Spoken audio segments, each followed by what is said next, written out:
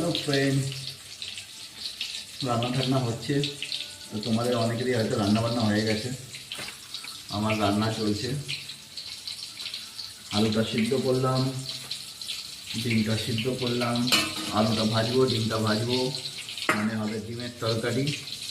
আর একদিকে হলো আলু বেগুন ভাজা। তো আজকের মেনু এইটাই।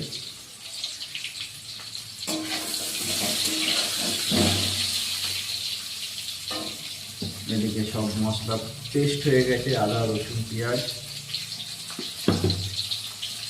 তো সাথে থাকো, দেখতে থাকো রান্না।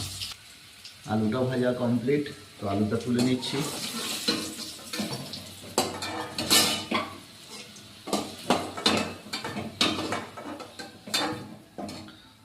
আলু ভাজা কমপ্লিট, এবার ডিমটাকে ভাজবো।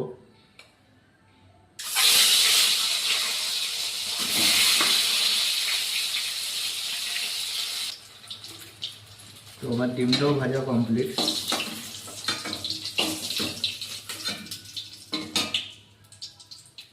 এবার মশলাটা করব। তো দেখো মশলা কষানো হয়ে গেছে, সব দিয়ে দিয়েছি ডিম মশলা কষিয়ে ভালো হবে। এবার একটু ফুটুক, তো ঢেকে দিই। তো চলো লাস্ট ফিনিশিং দেখা যাবে। তো আমার তো রান্না কমপ্লিট হয়ে গেল, ডিমের তরকারি। ওদিকে চালটা দিয়ে রাখলাম, এসে গরম গরম ভাত হবে।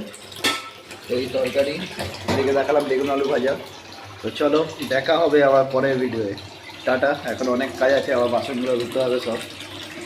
তো টাটা।